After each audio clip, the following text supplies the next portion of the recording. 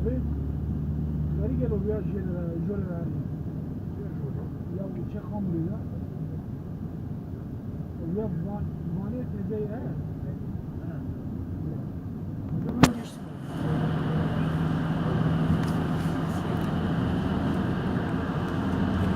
Ya Fiza cezaeviye. Gördük. Harita reça havalanı. Direkt. Avrupa. Olay Avrupa.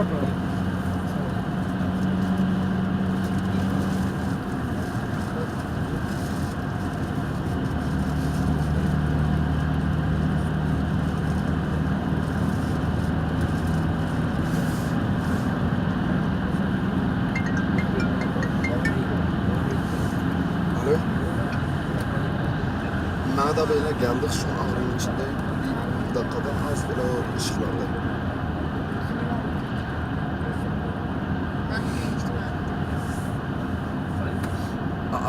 Afiyet olsun Nada Bey. He ben öyle tam o kavşakta iniyorum seni beklerim Nada Bey. Tamam o zaman Nada Bey.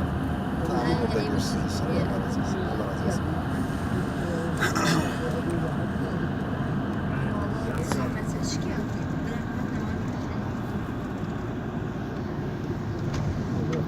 Gördük.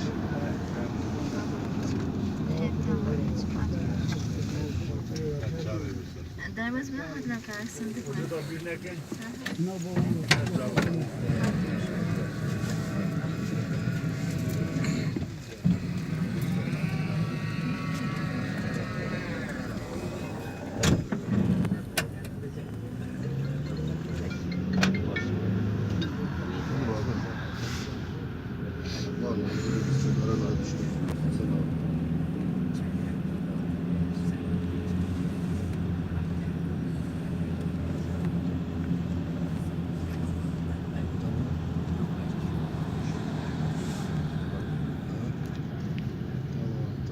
Zaten film yazını da biliyoruz yani, değil mi?